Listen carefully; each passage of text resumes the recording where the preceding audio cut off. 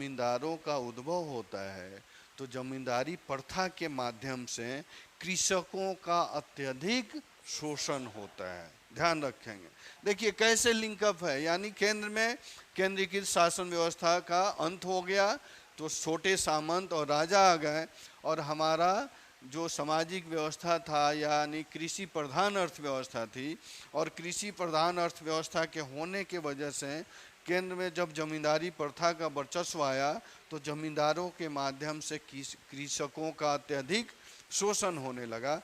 अर्थात आप कह सकते हैं यहाँ जमींदार दिन प्रतिदिन धनिक होते गए और कृषक दिन प्रतिदिन गरीब होते गए और उनकी स्थिति अत्यधिक दयनीय होती गई। ठीक है, तो अर्थात कह सकते हैं कृषि प्रधान अर्थव्यवस्था है और जमींदारी प्रणाली के होने के वजह से जमींदारी प्रणाली के होने के वजह से यहाँ के कृषक जो थे ये शोषण का शिकार हो गए, शोषण का शिकार हो गए। क्लियर है जी? कृषक क्या हुए? जमींदारी प्रणाली के होने के वजह से कृषक शोषण का शिकार हो गए और शोषण के शिकार होते ही उनकी स्थिति क्या हो गई? अत्यंत दयनीय हो गई। और जब दयनीय हो गई, आम जनजीवन का हालत खराब हो गया तो उसी के वजह से सामाजिक विषमता पैदा हो गई। समझ गए ना? सब लिंक है। यानी जब आम जनजीवन की स्थिति और दयनीय हो गई तो आप देखेंगे सामाजिक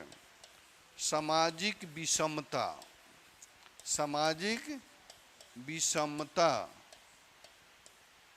उत्पन्न हुआ। सामाजिक विषमता का अर्थ क्या है?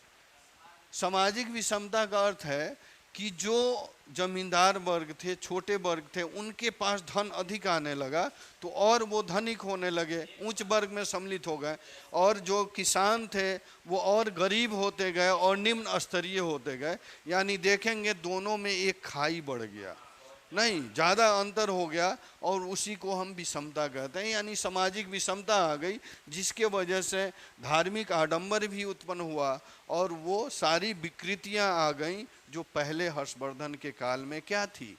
नहीं थी। वो सारी विकृतियां यहाँ देखे जा सकती है। और इसी के आधार पर जैसे सामाजिक विषमता आई तो आप ध्यान रखेंगे सामाजिक विषमता आते ही समाज में लैंगिक शोषण,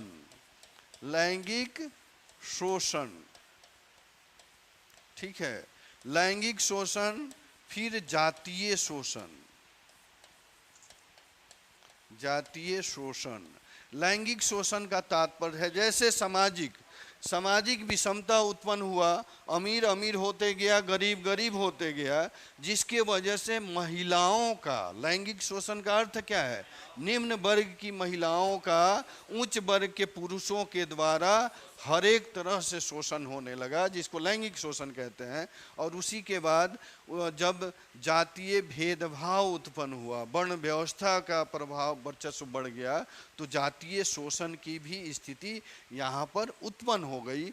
और आप देखेंगे जब ये सब स्थितियाँ उत्पन्न हुई तो हर्षवर्धन के काल में जो महिलाएं, जो स्त्रियाँ पूज्या के दृष्टि में होती थी, पूज्य भाव से देखा जाता था, उनको अब भोग्या के दृष्टि में देखे जाने लगा। नहीं, ये स्थिति थी। यानी आप देखेंगे कि स्त्रियों की स्थिति, स्त्रियां जो पहले का अर्थ क्या है? हर्षवर्धन के काल का पहले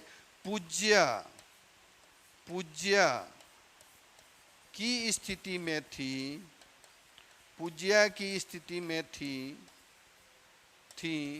वे अब भोग्या की स्थिति में आ गई, भोग्या की स्थिति में आ गई। नहीं, यानी महिलाओं की भी स्थिति क्या हो गई? यहाँ पे महिलाओं की स्थिति दयनीय हो गई और दिन प्रतिदिन उनकी स्थिति और गिरती गई। और महिलाओं की स्थिति जब इस तरह की शोषण की प्रवृत्ति बढ़ गई तो महिलाओं में सती प्रथा का वर्चस्व हो गया, परंपरा डेवलप हो गया। यानी उस प्रवृत्ति से दुखी हो करके महिलाएं अत्यधिक संख्या में सती होने लगी। तो आप देखेंगे